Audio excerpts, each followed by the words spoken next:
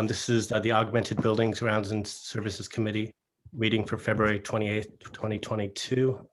Getting started at 5:05. Deborah, can you take note of the commissioners present for this meeting?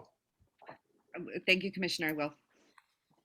Okay, we have 3 items, or actually, why am I'm sorry, guys.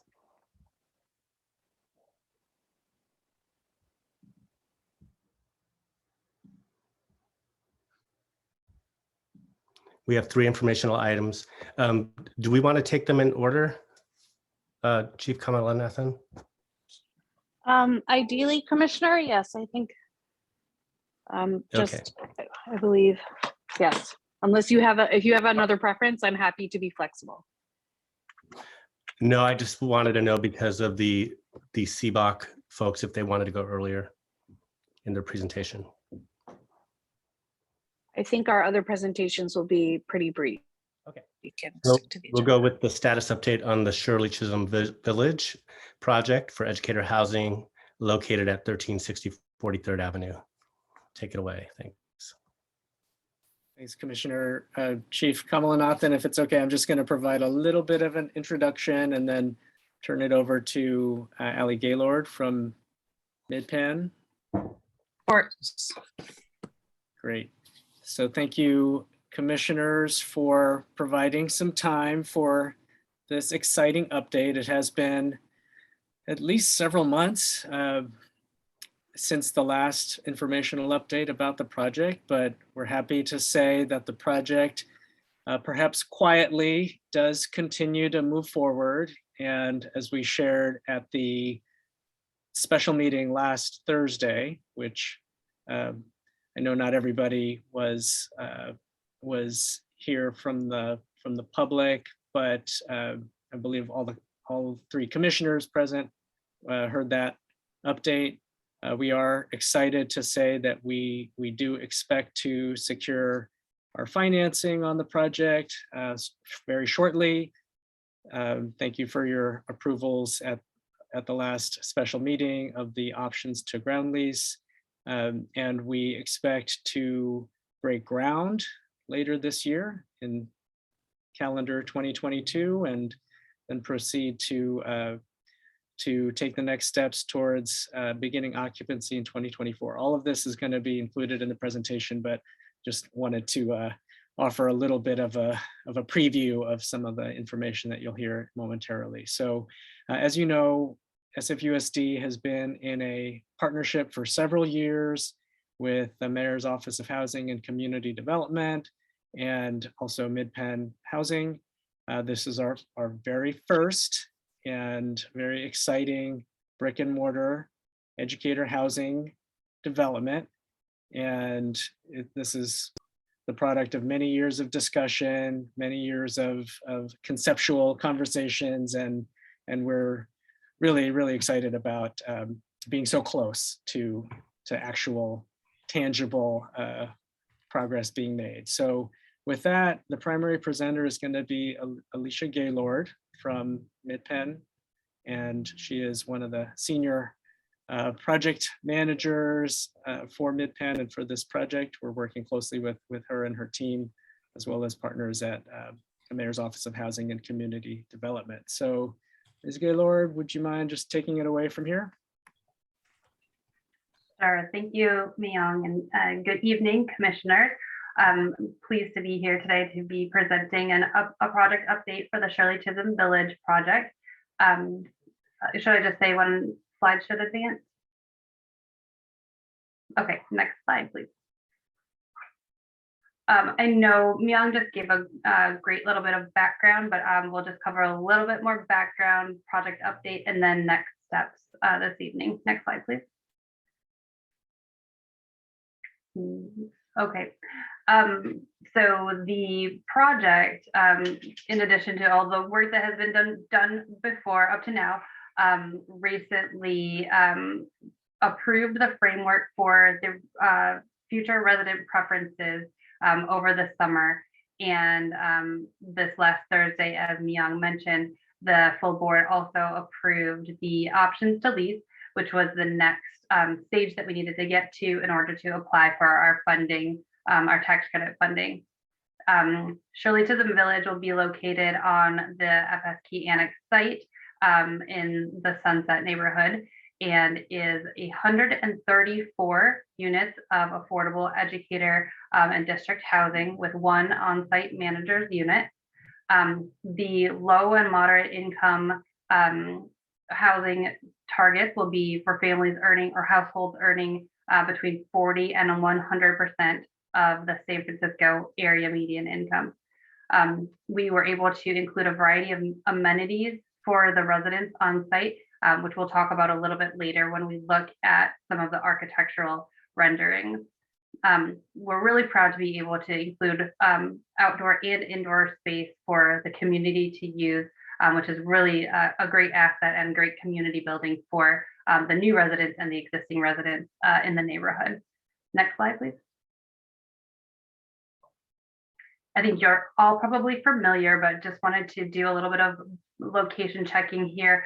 The site, as you can see, is located between 42nd and 43rd Avenue, between Irving and Judah, about 6 blocks to the beach and about 2 blocks from Golden Gate Park. So it's a really ideally located site for educators. The end Judah is about a half a block away, so super transit oriented for this location, and commercial areas close by. It's just a wonderful site for housing location. Next slide. And as you all know, the Francis Scott Key Annex building was deemed seismically unsafe. So for 20 or so more years, it's been not in use for school teaching uses. It's been administrative and storage. And at one time, the children's book project was there. And next slide. Through some community engagement, it really transformed into being used as playland at 43rd Avenue, which is the current temporary use of the kind of parking lot area as programming for the neighborhood, yoga classes. There's a ping pong table. It's just kind of a great gathering place and a great nexus for people to just kind of gather. There's birthday parties there, community events that are organized, and really has been stewarded by the Friends of Playland and Sunset Youth Services. Next slide. Now I'll go into the project overview and update phase. So all the quiet work that has been done before and kind of where we are today. Next slide.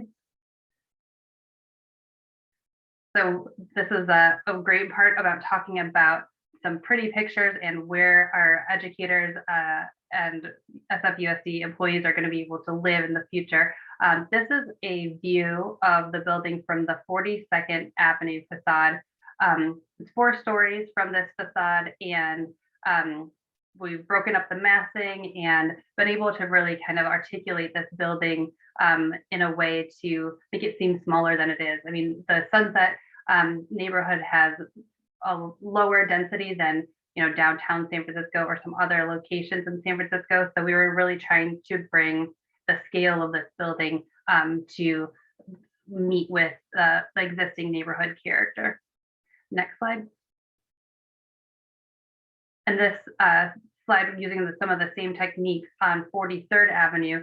This is the facade that the main entrance to the building will be on. Again, using different building materialities and different roof lines to break up the building and really seem like it's a smaller or collection of different buildings. At the street level, you can see what is a publicly accessible open space, a space for residents and the community to mingle and play area. And if we go to the next slide, we've got a kind of a zoomed in view of this area. So this has been designed by our landscape architect, Fletcher Associates, who does really great work in the community space realm.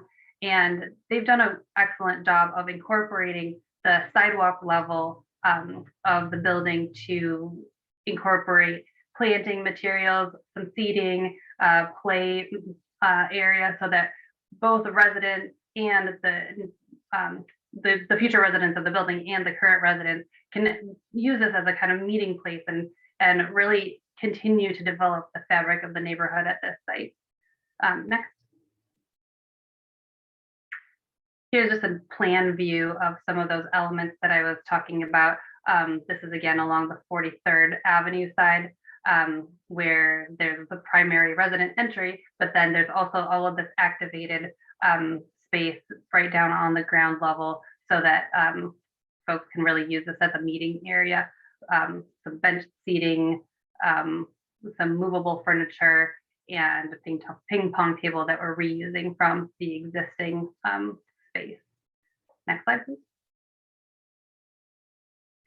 And then we also just wanted to highlight some of the other kind of use spaces in the building, including the spaces that are for the residents, which are kind of in the red here.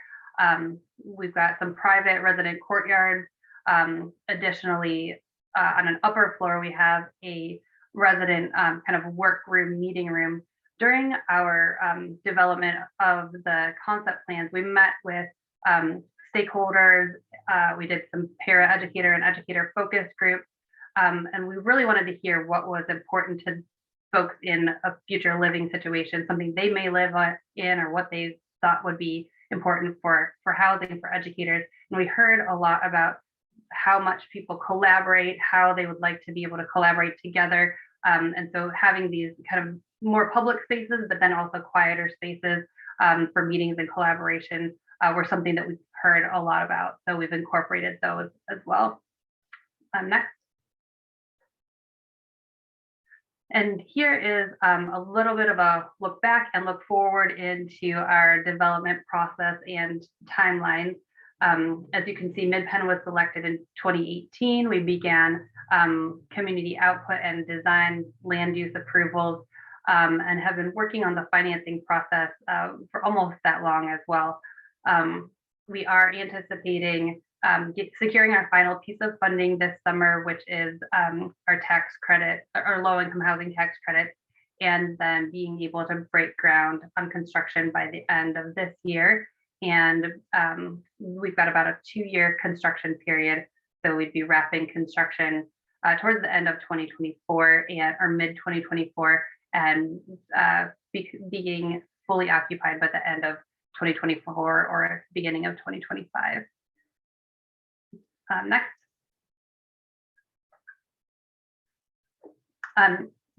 We wanted to just highlight the funding sources for this development.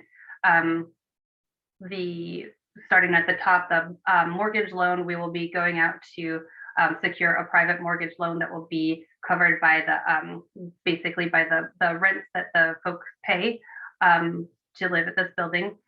There will be a long-term below market rate kind of residual receipts loan by the Mayor's Office of Housing of $46 million. Midpen will provide a similar loan of $5 million. The low-income housing tax credit that we will be securing this summer is $25 million, and the value of the land that's leased at a below market rate to the project by the district is valued at over $20 million. So that is our total capital stack. Next. And then we also wanted to go through and just update folks. We know we've showed a few different ways of how the unit mix and income targeting might be laid out. We did kind of go through a few different iterations of which tax credit we might be able to access. So it did shift some of the income bands around a little bit. So we wanted to show where we're at today. So we have 40, 50, 60, 80, 100, and 120% of the area median income that will be targeted. And then you can see we have between studios and 3-bedroom apartments to make up the 135 total. Next. So here we've added to that breakdown the rent at each level, just to give you a sense of what what each would be paying. And then next. And then this slide, just because it's got so much information, we've taken the last two slides and then just layered on what the income limit for each unit at each one of these AMI levels would be. So for example, a 2-bedroom unit at the 50% AMI level, that income limit for that household would be $59,950, and they would be paying $1,262 per month. And each of these income levels is set by MoCD, sets them based on what the area median income is. And then the amount of rent that can be charged at each one of these AMI levels is set at 30% of what that income is. So this is a household income. It's not just for the person or just the employee working at the district. It's the whole household. So that's why it varies based on the number of people and the number of people. And these are updated annually, like I said, by the Mayor's Office of Housing. And so these income limits and rents are updated annually. Next. And finally, our next step, next slide, please. So we will be coming back to the Board of Education the spring of this year to request approval of the final ground leases. We will be closing our construction financing probably towards the end of the summer. We're targeting August, and beginning construction thereafter. As I said before, hoping to complete construction and then begin lease up in fall of 2024 with final full occupancy in 2025. Next, I think that's it. And happy to take any questions if folks have any. All right, thank you, Ms. Gaylord. And thank you, Myung and Ms. Gaylord, for the presentation. Let's see if there's any public comment before the board weighs in. If you'd like to speak to this item, can you please raise your hand?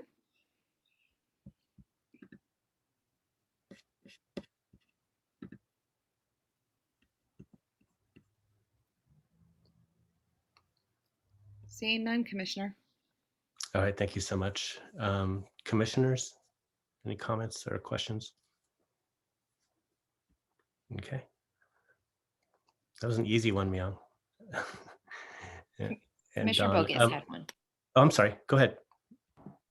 And Myung had their hand up raised too. Did you want to comment first, Myung? Oh, sure. I just wanted to say if we're almost ready to move on to another item, I was just going to say thank you to Karen Sullivan, who's here, who is working closely on this project now, as well as Suzanne Kim, providing advice, really important advice to us. And as commissioners know, Viva Mogi has now left the district. She has worked for years on this project as well as Lynn Bourgeau, who was our attorney on this project and is also recently is now a former colleague as of a couple weeks ago. So I just wanted to acknowledge the team effort here, as well as Don Kamalanathan, who has also been involved for several years on all of this housing work as well.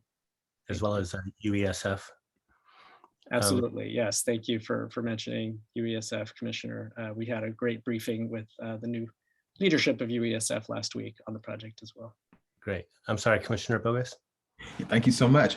I had a question. Just do we have an estimate on how many of the total units would actually have SFUSD staff in them? Just kind of understanding the provisions that kind of allow for their folks as well who are prioritized access. Is there any kind of major estimate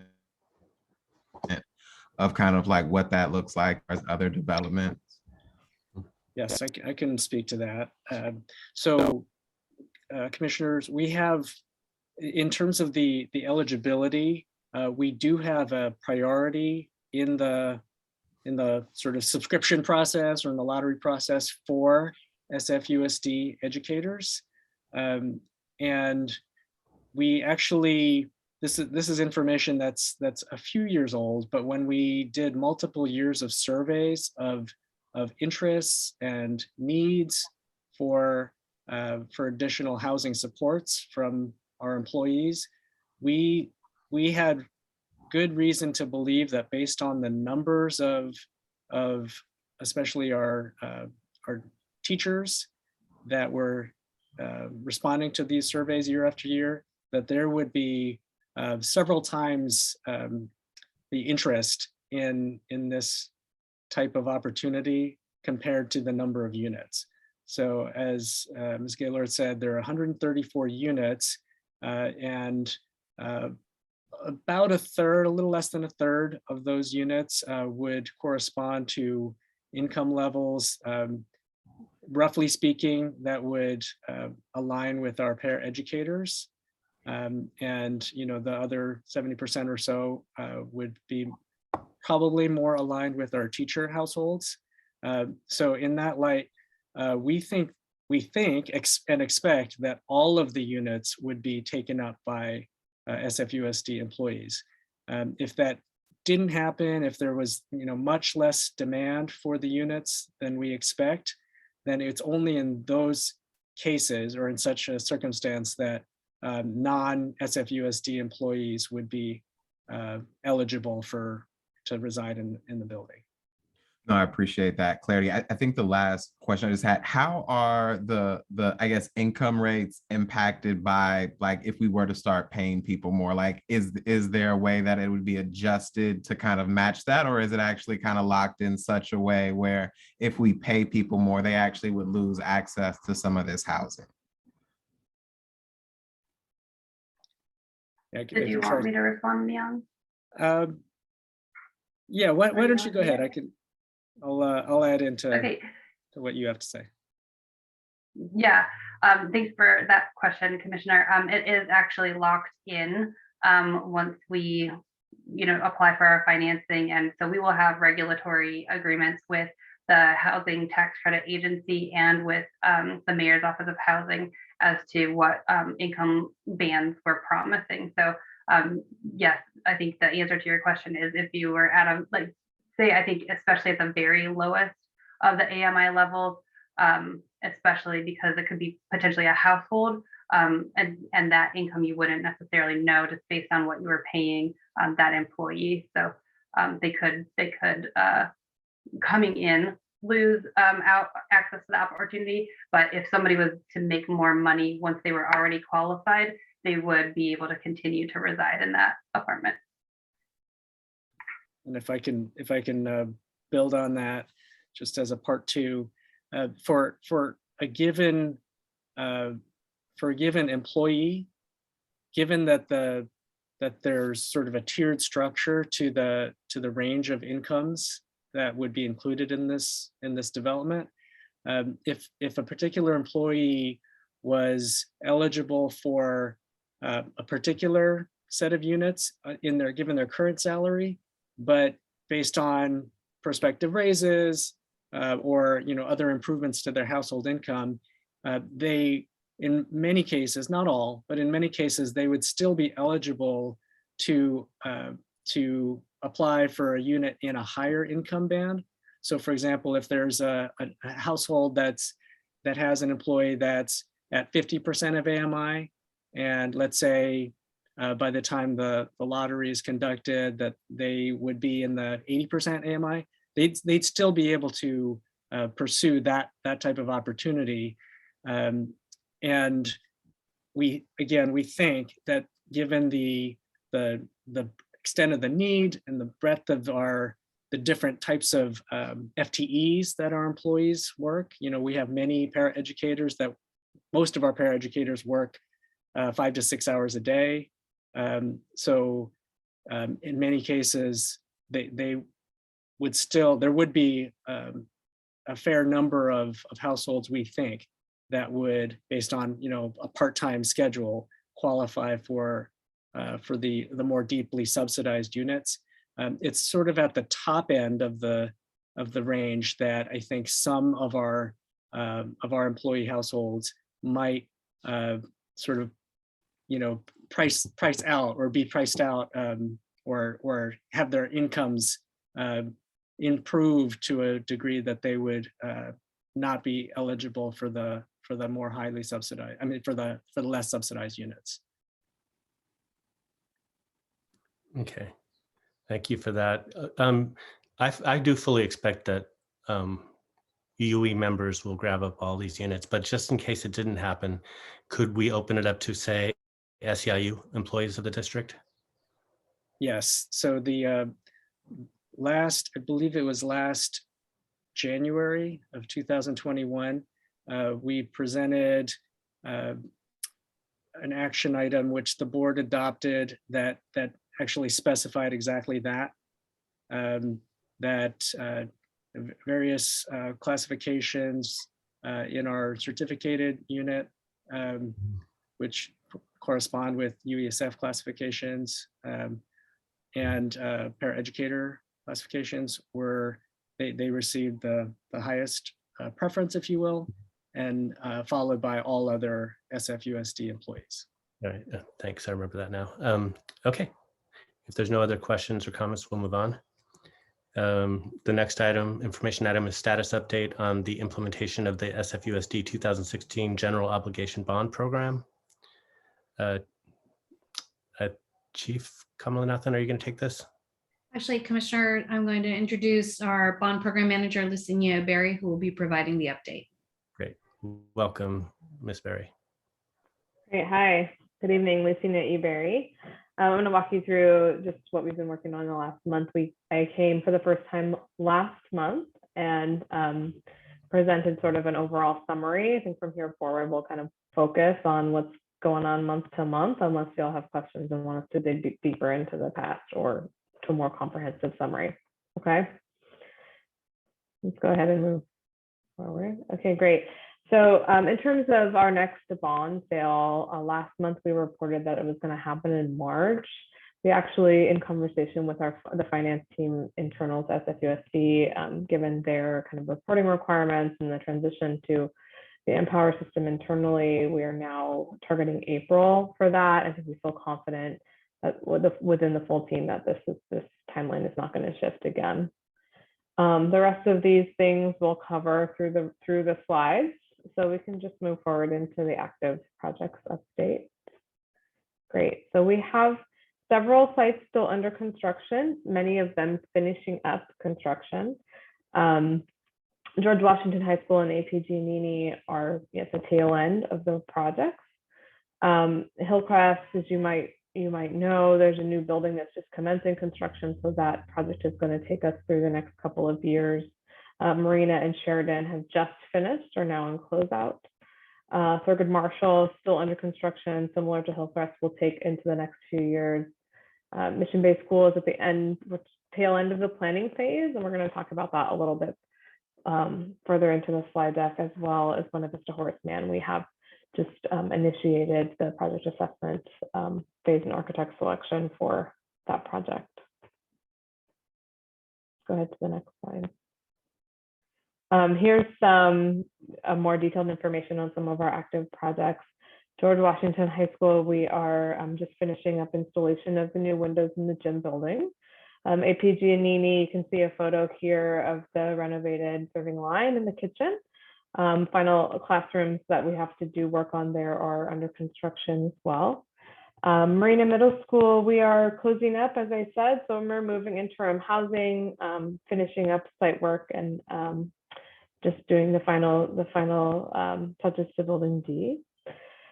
Hillcrest Elementary, the new building is just starting. We met with the site a couple of weeks ago to really sort of end the modernization project and start the new construction phase. The fences have gone up, construction trailers moving in, so we are getting ready to start there.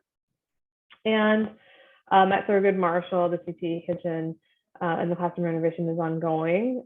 We did hear a report from our partners at SNS that the CTE kitchen progress is very good, and they're very excited to bring that into the district.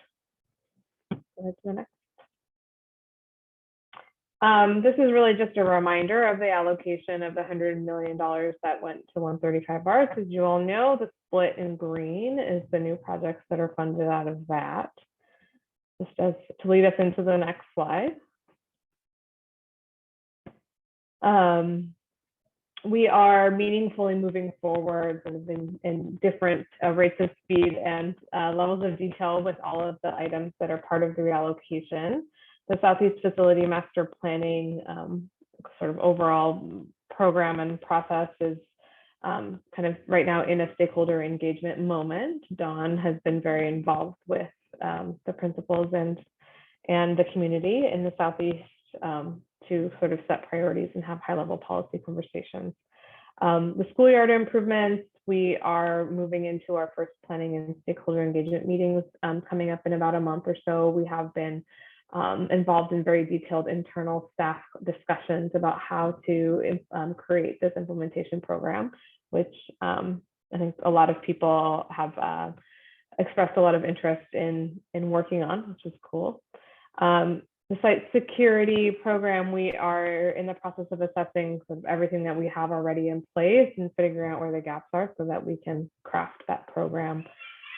We are going through the different facility condition assessments, which will give us information on all of the school sites and non-school sites, but school sites first, and give us the information we need to help us prioritize how to move forward in facility ordering and understand sort of which schools have the greatest need from this particular data angle.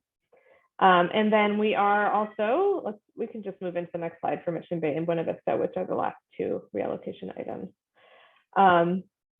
So Mission Bay, we have been briefing some members of the board on the EIR, and we are a bit in a holding pattern on that until the next couple of weeks when we will continue the briefing.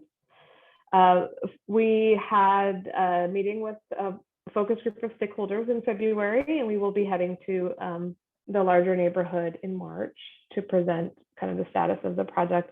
And really the status is wrapped up in these five major agreements that we have listed here that are all the items that the board is going to need to act on in order for us to move forward with that project. We will have detailed briefings with each of you and come back most likely to this group for a detailed conversation around this. So I'm not going to go into detail on this today, but essentially we will be coming to the board for certification of the EIR.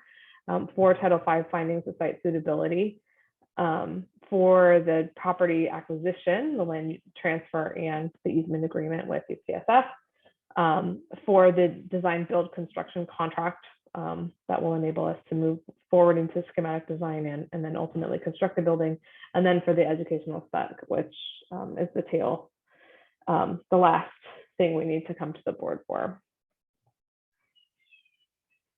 And then as far as Buena Vista Horace Mann, we have been, between all of us and the bond team staff, we've been spending a lot of time on this site. We have been actively working to make some short-term improvements, including, addressing some of the most urgent kind of safety items that we have identified on the site. We have addressed, I think, 28 work orders since the beginning of January, open and closed, and we are meeting weekly with the administration there to get sort of an up-to-date accounting of urgent items that we can address. And with Dawn's sort of directions to the buildings and grounds team, have also been responding to complaints and work orders that are issued within 24 hours at that site. At least with an initial, yes, we got yours, we're working on it, and we will follow up with you. So we have been meeting with the community as well. We had two stakeholder kind of virtual events, one end of January, one end of February. And we also released a request for proposals to add an outreach consultant to the broader team, and the proposals for that are due, we're due today at 5. And we also, as I said before, our project manager Roxana is meeting weekly with the site. We have initiated the project assessment phase with selection of the architect. The architect will be Meeknell and Tam. And we did meet with the site and ask them for some qualifications they were seeking in a design team, which is a departure from how we usually do things. We usually just select based on our internal understanding of the design team's suitability. But in this case, we did ask, and the principal provided some questions for the architect teams to respond to around the issues of equity and universal design, which was, I think, really well received by the architect teams, and Meeknell and Tam definitely provided the best responses, and I think is a good fit. I think the school also agrees with us that that's a great fit. So that's where we are. We are meaningfully moving forward, and yeah, we're excited about the Buena Vista Horseman project. I think that's the last slide. I'm excited for it too. Thank you for that presentation. Let's see if there's any public comment on this item. If you'd like to speak to this item, please raise your hand.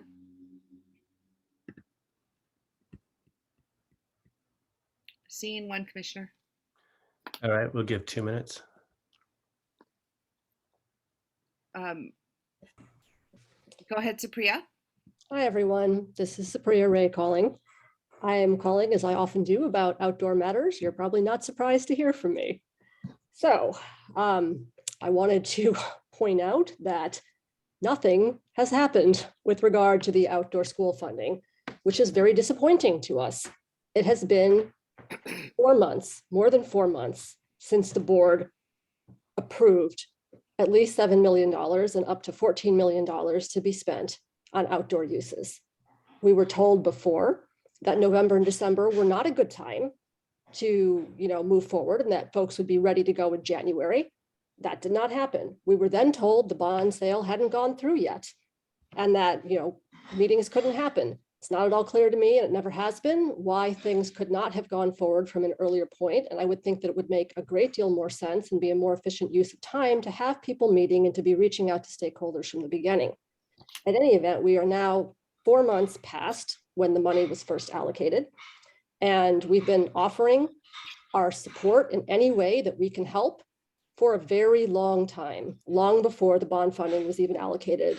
And we worked hard, and we appreciate the boards having voted that money in. It doesn't make any sense to me fundamentally to keep waiting to convene stakeholders and reach out to them. We all know how much money is on the table, and it would be a good idea to start getting people talking about this. I know that there are schools that want to reach out and make use of this money, and they have sort of no one to go to and no one to talk to right now. So I think this is really an unfortunate missed opportunity. I hope that folks will get this stakeholder group going as soon as possible so that we can move on this. And, we could have been using and making efforts to help schools and help plan now. All this time is gone. Let's not waste more time. Please, please get moving on this. Thank you. All right, thank you. Anne? Oh, I'm Go sorry. ahead. Commissioner. My name is Ann Cervantes, and I'm an architect here in San Francisco, but I'm also was on the city's recovery task force, COVID task force, where as an outgrowth, we set up a stakeholder group and it turned into an organization, which is now the San Francisco Latino and Black Builders Association, which includes of contractors, BIPOC contractors, and A&E services.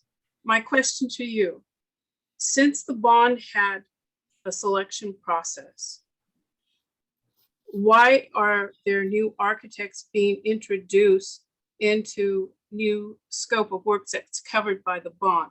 That's the first question. The second question, there's discussion of equity.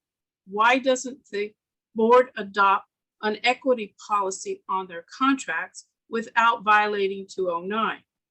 One of the ways that we found it with other departments is using the best value procurement process, where in your IFQ, you can set all the criteria that you need for inclusion. So I'm not understanding why the district is introducing new policy, and then also there needs to be a small business policy. that includes BIPOC community, and it's not covered. You can do that.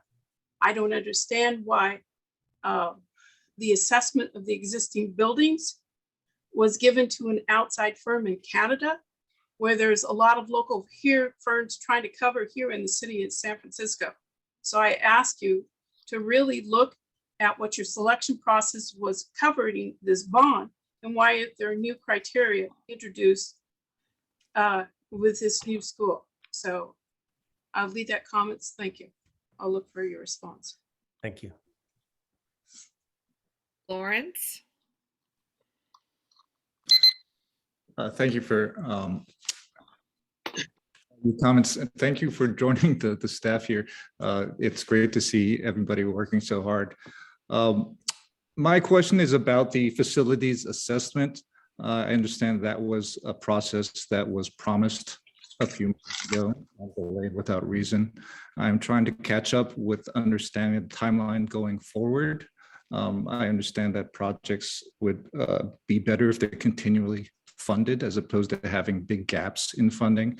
And I understand that the city has windows of bonds being asked between different departments in the city. And so if there's a delay in the window for facility spending from the school district, it would affect the bond spending propositions from other parts of the city. So having a sense of the timeline of the facilities assessment, as well as the public feedback and all that steps to get ready for the next bond would be something that the public can appreciate, because as we all know, that's really important. The big customers are these students and their facilities. So if there's delays, it's okay, but sharing that information with the public is super important. Thank you. Thank you. Greg? Greg? Yes, hi, thank you. Following up on what Lawrence said, and I'll be extremely brief, I'll be a little more pointed. We've been talking about a November 2022 GO bond for years.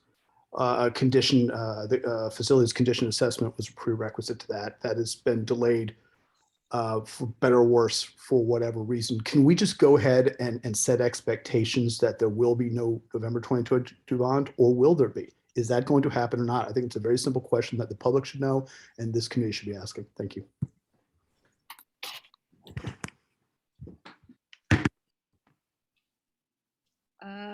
Seeing no other hands, Commissioner. All right, thank you so much. So we'll go to our commissioners. Commissioner Bogus. Perfectly fine. Thank you. I just had a few questions, I think, just to get a little bit more clarity. In regard to the schoolyard group that's being pulled together, is there someone from the instructional curriculum side that is going to be a part of that process when it actually comes together? Yeah, Commissioner, thank you for that question. And I appreciate everyone's patience with this. For one, we are scheduling, but have not yet sent out invitations as we try and basically get our own internal schedules aligned. But our hope is to have a stakeholder workshop in around 3 to 4 weeks from today. And so just want to put that out there and apologize, we have not yet gotten invitations out, but that's the timing. As part of that, our staff, so we have a number of people working on this. We've got our own bond team, Alicia Gaylord, as well as project managers who have supported this work in the past. And we also have a Green Schoolyard coordinator, Tamar Barlev, who's working quite heavily on helping us pull together a plan for these projects. Tamar is in very regular contact and has been for years as we coordinate our Green Schoolyard capital projects with our instructional colleagues at Curriculum and Instruction.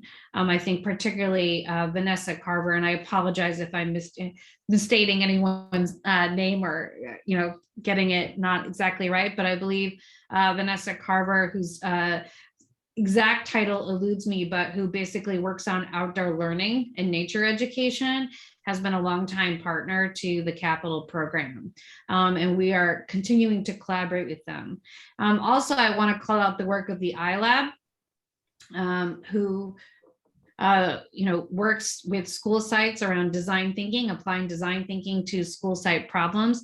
And the iLab right now is actually working with a handful of SFUSD sites to help them think through the question of what they need in outdoor classrooms, okay, and what has worked and hasn't worked for schools. That user experience data is essential. And so while I apologize for the under communication and maybe under sharing of that effort is underway to help school sites, including, I believe, Jefferson Elementary, not to mention other school sites that have experimented with and kind of been at the leading edge of thinking about how to incorporate outdoor time into their instructional time.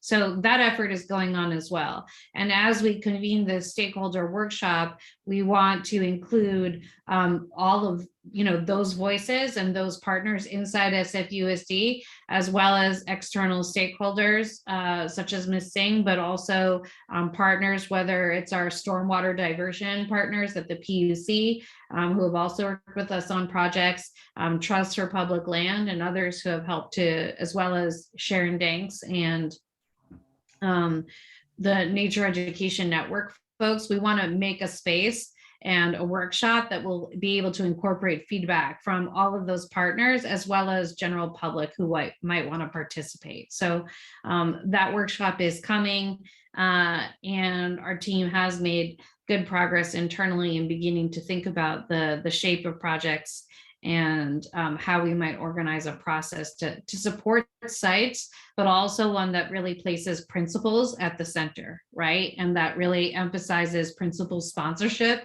as an essential element for project success. I appreciate that. And I would just say, I think that's something that I feel really strongly about, figuring out how we create more ways to give educators, students, and families more access to outdoor learning spaces, green spaces to play in, and really just want to, I think, be an integral part of helping us to do that. And so I think if there's anything that the board can do, understanding that there are a lot of pressing priorities right now that we're working on, but just to figure out if there's a role the board can play in supporting as we move this forward.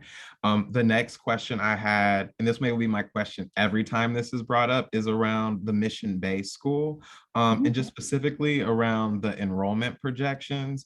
And I'm just trying to still kind of get a grasp on the varying projections we're getting for our kind of current enrollment trends versus the enrollment trends that we're projecting for Mission Bay, and just kind of how we kind of settle those. Great, Commissioner, appreciate that feedback, Commissioner. I think Carissa Finley is probably best equipped to respond in more detail. Happy to invite her to a future meeting to just focus on that specific topic. No, that's great. I would appreciate that. The second to last thing that I had is just in regard to the projects that were listed in the timeline. How many of them kind of met their projected budget, or like, did they go over, did they go under, were they on time?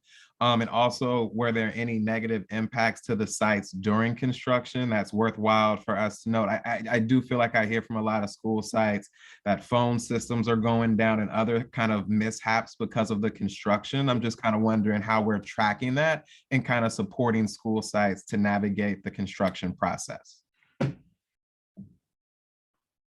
Thanks, Commissioner Bozis. So in terms of schedule, we can provide to you, if you want, like a detailed kind of rundown of the schedule performance and budget performance of the project. I can say that, as went many construction projects during COVID, so went our projects, and there are budget overruns on most of the projects that bid during COVID. And those are due to both uncertainty of the project construction and increases in materials costs, as well as sort of new protocols that were required on site, and like distancing and whatever during construction. But I think that would be kind of an interesting and meaningful report to provide if that is of interest to you all. And in terms of construction, sort of issues during construction, let me get that. I will request from the project managers that they put together some information on that too. No, I appreciate that. And I appreciate the effort and especially the additional details. I would love to get that information. I think a big part of it for me is just really wanting to have a lot more just transparency for us as the board and for the public of kind of what's happening, how much we're spending, just so people can kind of see it and know. I think the city has set a bad example of like what corruption looks like. And I think for us, it kind of creates a higher standard for us to kind of be more transparent, more open, more accessible.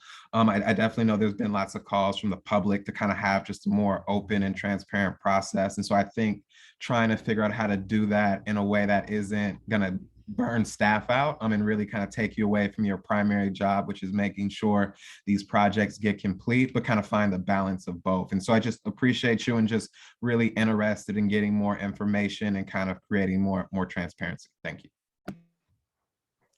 Before Commissioner Lamb, I just wanted to add on, I guess West Portal and Denman projects were taken off this bond.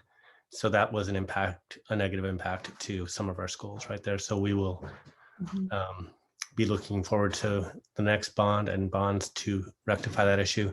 And to that point, just about the next bond, we'll have that as an information item at the next B&G meeting. Okay, so Commissioner Lamb.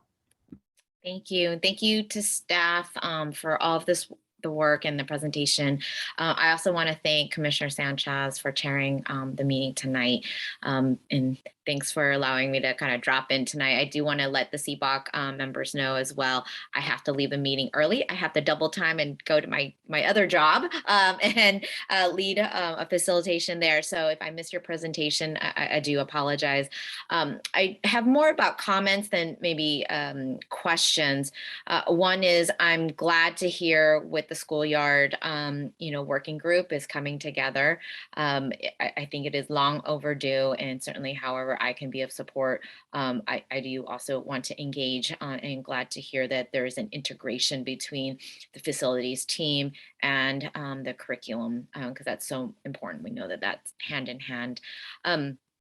In relation to the Southeast Facilities Master Plan and the facilities condition assessments, I'd be certainly interested in, with Commissioner Bogus around how that feeds into as we look at our student assignment policy and really that planning looking forward. While the student assignment policy is our elementary program, but I do think we've talked about over how important it is to have a broader capital plan, which I know has been in the works, has been delayed because of COVID and clearly what the team is holding, but just wanted to at least really lift up that how important it is with these bond funds, how it relates to our entire portfolios of schools, how does that impact student learning and conditions, as well as policies that we've set forward, like the student assignment policy.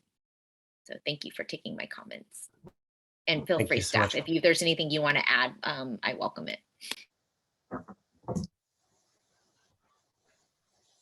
Okay. Thank you, Vice President Lamb. I want to thank the staff as well for the presentation and all this hard work. I'm with Commissioner Bogus and Lamb around the outdoor learning issue. I think that as a teacher myself, as a fourth grade teacher, I would love to be involved and share any of my thoughts as this process moves forward. So please do invite me to the first meeting or any planning meetings, Chief Kamalanathan. And then I just wanted to ask a question around the teacher housing. In the bond, it says on slide 5, there's $5 million set aside for teacher housing. And in the other, the first item of tonight's meeting, there was the list of where the money's coming from, but it does not include that $5 million. Is this $5 million being reserved for future teacher projects, or am I missing something?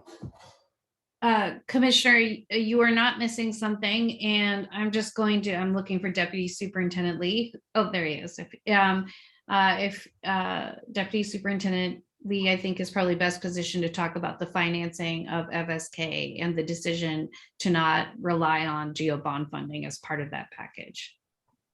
Okay. Thank you, Don. Yes, I can comment. I'll try to keep it brief, Commissioner Sanchez. So when the 2016 bond was placed on the ballot, there was, I'll sort of summarize to say, there was a degree of ambiguity about the appropriateness of using bond proceeds for that purpose. So we did include $5 million and wanted to leave ourselves the option to utilize that if that question became firmed up. However, when we pursued the financing for the Shirley Chisholm Village project, we were intentionally careful to not rely on it, as Chief Kamalanathan just put it, and that has remained true. So we were pleased and have been pleased that we've had other sources of funding, which Alicia Gaylord described in the first presentation. So in the meantime, it does seem that other districts, and I haven't done an exhaustive research study on this, to be honest, but it does seem like other districts have started to utilize their general obligation bonding mechanisms, their authorities to pursue educator housing. So, this is something that I think our peer districts or districts in other places in the state will also, what we can observe and learn from what happens in other places. And in the meantime, that 5 million is not being relied upon for Shirley Chisholm Village. And then just remind us where that money's going to go to, if it's not going to that. Yeah, to me, this is probably a question for you, Don. I mean, I think it's in some ways sort of like a bit of a contingency for general availability. Yeah, I mean, Commissioner, that is correct, that the funds stay unexpended, right? And at this point authorized but unexpended. To the extent that we continue to develop projects, those funds are available as well and can be utilized or applied as it's deemed desirable by any developer partnership. Or again, should the district pursue housing on its own, that is, funded more heavily through public funding streams. I'm sorry, they're all public funding streams, but I mean, debt issued funding streams. So I hope that answers your question. I think the other thing to know is at the amount of $5 million, that is a small amount, right, within the typical amount needed to deliver a project. And so while it is helpful kind of push it across the finish line money potentially, or get the ball rolling money in terms of design and thinking, it is not oftentimes substantive enough to actually help a deal pencil. And so for that reason, I think it's also been more useful to rely on other more traditional financing sources. Okay, great. Thank you so much for that. And we have one more item. The last item is presentation from the Citizens Bond Oversight Committee on recommendations to improve transparency and bond program reporting. Great. Commissioners, I'd like to introduce you tonight, Chair of our Citizens Bond Oversight Committee, Ann Shu, who will be providing the presentation. Welcome, Ann. Good evening, everyone. This is my first appearance in front of the Board of Education. So nice to meet Commissioners Lamb, Sanchez, and Burgess. I know a couple of faces from the bond oversight, Don and Lasunia and Karen. It's nice to see you guys here. So thank you for giving me the opportunity. My name is Ann Shu, as Don introduced, and I am the chair of the Citizens Bond Oversight Committee. And today, as you see, I'm glad I don't have to share screen you're sharing. Thank you very much. Didn't know how this worked. So I will be giving you the background of everything of how we arrive at these recommendations, as well as the actual recommendations that the CBOC is making to SFUSD as well as to the auditors. And the purpose, oh, I'm sorry, go back one. The purpose really is to enhance transparency for the public and voters of San Francisco. And this was approved. It was put together by all of the CBOC and approved by all of the members on October 6th of last year. Okay, next page, please. So a little bit of the background. Proposition 39 was passed in 2000, which required SFUSD to form a CBOC to oversee the expenditure of bond funds. And since then, there had been 4 bonds, 2003, 2006, 2011, and 2016. So as long as there's bond money outstanding, there should be a CBOC. So SFUSD CBOC was formed in 2004 following the 2003 bond sale and met regularly all the way through August of 2018, which was the last official meeting of CBOC. And then sometime within the next year, all of the members' terms expired. So a CBOC was not formed until May 25th of 2021. So there were almost 3 years in between that there was no CBOC.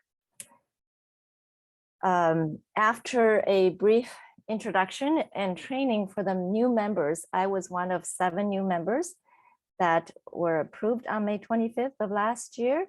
And we met for the first time, I believe it was June 6th.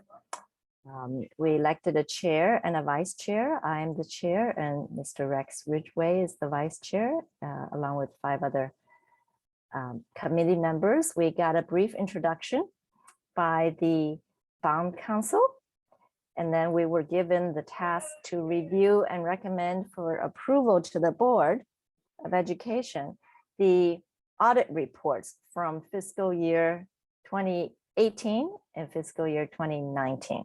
So fiscal year 18 encompasses fall to the spring of 2018, and then 19 includes this fall of 18 and 19. So I'll just call them fiscal year 18 and fiscal year 19 going forward. And because we were all new to this, we had no context. We didn't know what CBOC was supposed to do. So we asked a lot of questions and we requested additional bond program information from the bond program as SFUSD staff. And we were given the annual financial summary and project financial reports for fiscal year 18 and 19. And then we went to work and met twice a month for June, July, and August. While the kids were playing, we were toiling away and reviewing the audit reports. And due to lack of training and context, the review took many, many hours. And questions led to discussions in all sorts of directions. I would say it's kind of a fun time, but it's also really a lot of work. And in order to be more focused and use our time wiser going forward, and ensure that the future audit reports and other bond program information can be reviewed more efficiently and effectively. And overall, to increase transparency for the general public so that the general public does not have to go through these hours and hours of questions and context in order to know what's going on. So, and we as CBOC members have and will commit to spending the time, but we don't think it's fair for the general public to spend all this time to understand everything. So we have made a number of recommendations to SFUSD and its auditors so that the general public can more easily understand what's going on and therefore increase the transparency of the bond program to the voters of San Francisco. And this document summarizes those recommendations. And just a note, the document also includes some benchmarking information from other public entities that also report on their bond programs, including some San Francisco agencies and other California school districts. Next page, please. So these are the summary recommendations, and the really 2 main buckets. One is to provide timely information to the public on a regular basis. And that includes quarterly and annual bond program updates from the bond program, annual financial and performance audit reports from the auditor, and at least annual reports from CBOC to the public as well as the Board of Education. Okay.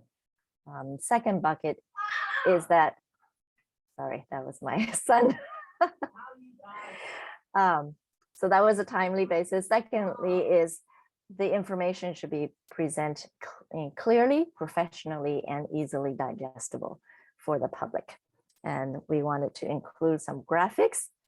We want to have some groupings of specific data for easy comparison. And then we ask that the data and information be presented to us, the CBOC, and the public, instead of requiring all of us to read dozens of pages of report and data and text. And lastly is to improve the CBOC website so that people can find information more easily. Okay, so those are the summary, and I'll dive into a bit of the detail here. Next, please. So by timely information on a regular basis. So I mentioned there were 3 years, no reports were made. After we've caught up on them, we would like to see quarterly and annual bond program updates from the bond program. Okay. The reports that we were given, the 2019 Q4 bond summary report and the 2019 project financial reports had good information, but we wanted to have some summary reports instead, or in addition to reporting contract modifications. We wanted to include contract change orders, and then some descriptions of how bond money was planned to be spent and eventually spent. And in project specific reporting, include the project types. Okay.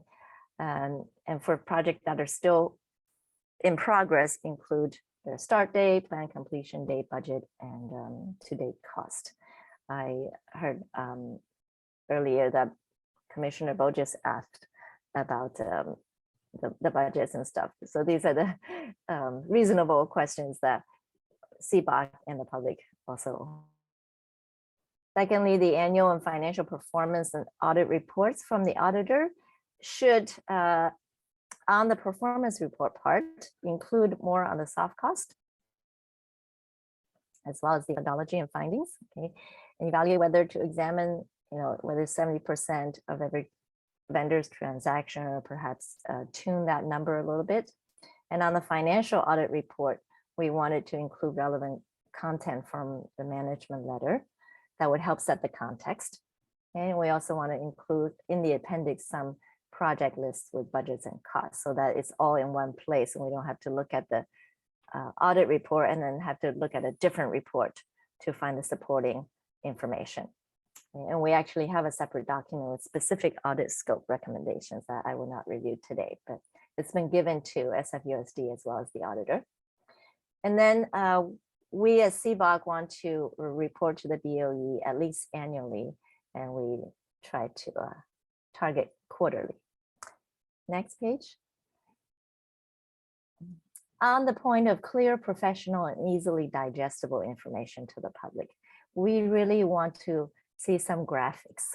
Currently, the reports are full of text and numbers. While I personally am very comfortable with numbers and text, I think a lot of the public would prefer to see some summary graphics to more easily understand what's going on. And the project reporting should include master lists, projects with to-date cost and current year costs, grouped by project types, master lists with their budgets, expenditures, grouped by project type. Just this kind of more clear, professional, and easily digestible information to the public. That's what this title of this slide says. Okay, and we would like the bond program staff and auditor to present the information to CBOC with the public watching, so that it's just not talk and then relying on CBOC and the public to look through reports that are dozens and dozens of pages long. So we would like to see presentations. And then lastly, the CBOC website has some areas of improvement that's needed. Okay. Next. And here are some just examples of summary graphics. You know, we all know pie charts and bar charts, so that we know, what the project status is. These are from the Department of Public Works, just as examples of graphics. Next page. This is project grouping. So you see major projects, maybe some in our bond program, there are green yards, there are technology upgrades, whichever makes sense for us. This is an example from some other school district, right? But we would like to see our projects grouped by what our bond program projects are. Next. And then this is very important, it's budget versus commitments versus expenditures. Okay. This data is available, but they could be grouped better. Okay, this is an example. Next page. And then projects with budget deviations.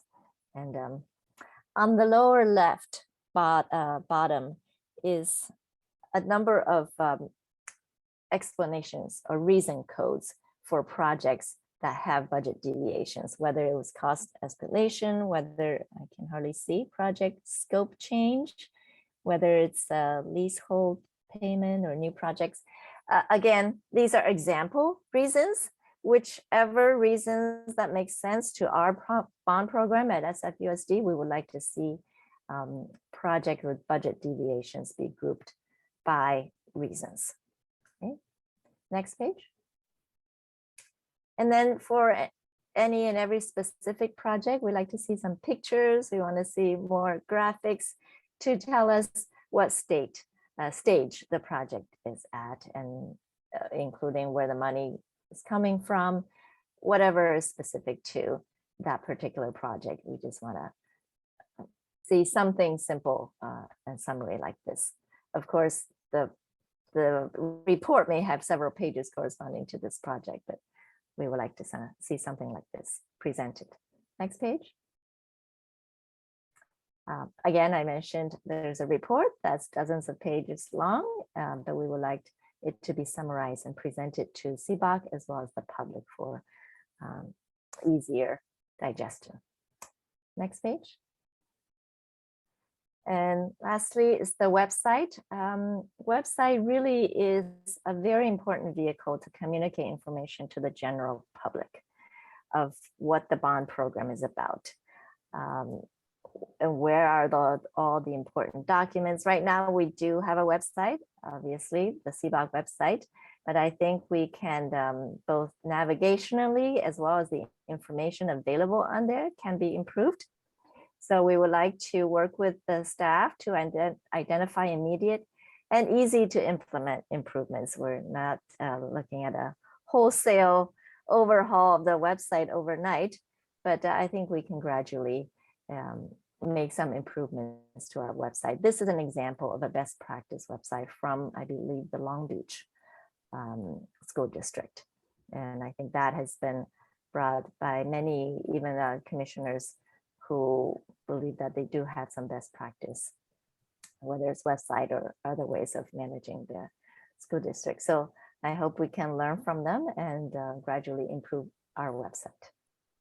Next page.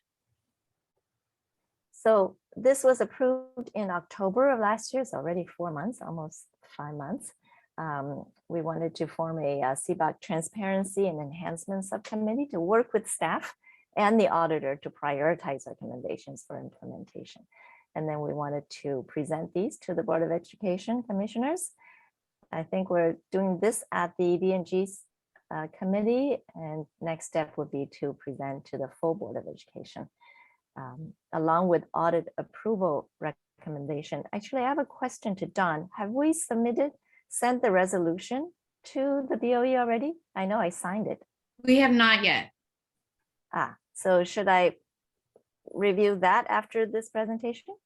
I think that should be a subsequent presentation because that will require action by the full board, we can discuss Oh, it I later, see. Anne. Thank you for that question, though. Yeah, because this is informational only. I see. And so we will agendize separately the resolution. Sorry Okay. if that wasn't clear. Okay, thank you. Thank you for explaining that.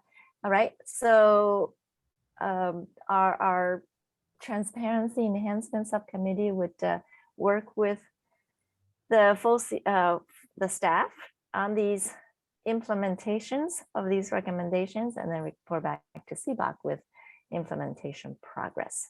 So that is the set of our recommendations. I believe that's the last slide. Is it? Next slide. Are we Yes, done? it is. That's it. Okay. Thank you very much. You're welcome. Any questions? Yeah, thank you, Ms. Shu, so much for that presentation and all the hard work that went into it. Can we see if there's public comment on this item? If you'd like to speak to this item, can you please raise your hand?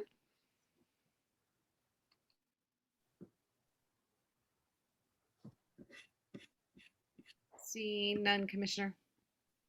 Okay, thank you. Commissioner Bogus?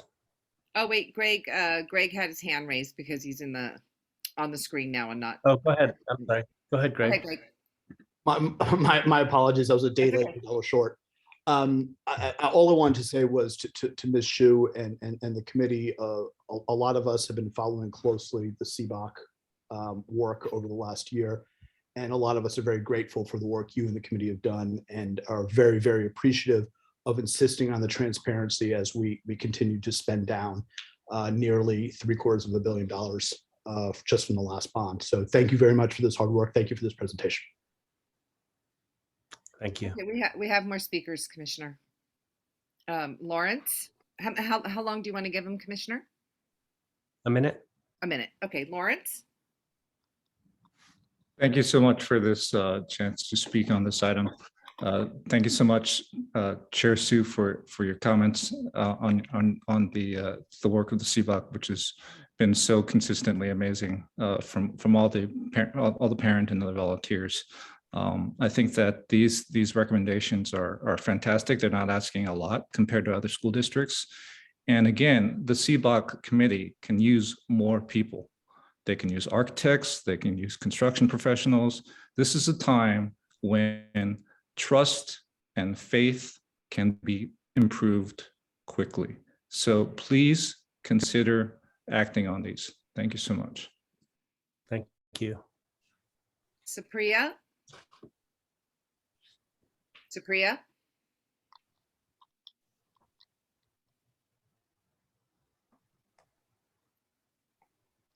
Supriya, there you go. Hi, can you hear me? Yes, we can now. Okay, thank you. Sorry about that. I just wanted to say thank you so much to Ms. Shu and to the CBOC committee for the work they're doing. This is incredibly important and critical. There's been so much trust and faith lost with SFUSD over the past couple of years in particular that I really hope that the committee's work will help to bring that back, and transparency is absolutely key to that. So I am very appreciative for the time that you are all spending to do this. And I hope that you will be able to keep a very close eye on what's going on with the bond spending, including with the reallocated 2016 bond spending that will be going to outdoor learning. Thank you. Thank you. Commissioner Bogus? Thank you. I was wondering if staff had a fiscal analysis of the recommendations from the oversight group, or is that something that could be identified, of just like how much it would cost for us to do the things that are recommended, or if there aren't costs associated with those things? These are things we should be doing, Commissioner. These are not additional costs. We have a website which we currently maintain, but it is, let's say, it is, it is, I think, more archival than it is informative, right? It is not meant to help inform or provoke interesting questions or insights on the part of the end user. It is really an archive of documents that requires, I think that you have a good sense of what you're looking for in order to be able to find it. Let's put it that way. So the information is there, but it is not user-friendly. In terms of the other financial reporting templates, we agree with CBOC. We have accepted, certainly in spirit, 100% of the recommendations, while we might continue to workshop the particular details of what reports and templates we settle on. And in fact, this Wednesday at our next CBOC meeting, we are going to be showing a new template that we've developed to talk about our bond projects and their funding sources, which we hope CBOC will like or find useful. And I think we look forward to working with them to reformat and think about our current reporting templates. There are no legal requirements driving our current reporting practices by and large. It is mostly past practice, and that gives us incredible flexibility to adapt them to be more useful for CBOC as well as other members of the public. I would love to be a part of that process as well as a board member. And I would love to figure out how we have this conversation be a part of a larger conversation about transparency and kind of lots of other aspects in our district, to really just kind of have consistency throughout, and really figuring out how we are educating our students and families about the things that we're doing and decisions that we're making. So I just think that's really exciting. And I think I have a hard time believing that those things that feel like more work for people that I imagine are busy won't cost us more resources. But if you tell me that, I think I believe it. But I think I'm curious then of like, what are the steps then that we need to take to put those into practice? And what are the things that are preventing us from doing them like today or tomorrow? To kind of really be able to figure out what we can do as a board to support the district, to really develop the infrastructure to really maintain and support something like this in kind of an ongoing way, because that's so different from kind of like how we operate in this moment. Commissioner, appreciate those points. And if honestly, this kind of request was being made of another team within the facilities division, I'd probably have a very different response. Like if we needed this level of reporting for the buildings and grounds team, I would say we really need additional resources and infrastructure in this case, because it is of the bond team, which has its own dedicated financial team, including a finance officer, as well as supporting accountants. I feel like we can manage this.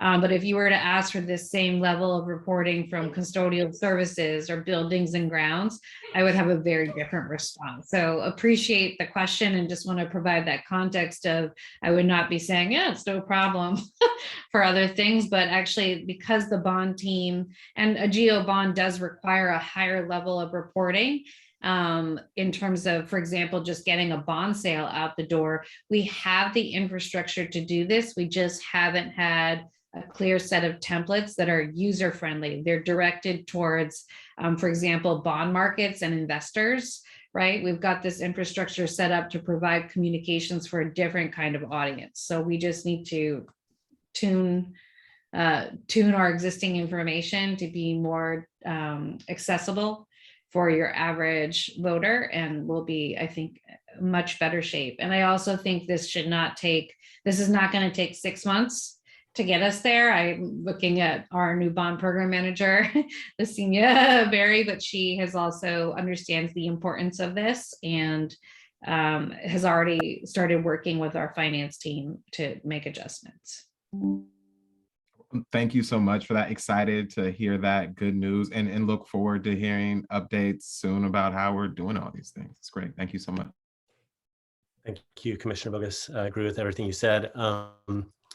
And I also want to just really appreciate Ms. Xu and her fellow bond oversight committee members for their work. We know that this is a lot of work. You've mentioned it many times, how many dozens and dozens of papers you have to read through.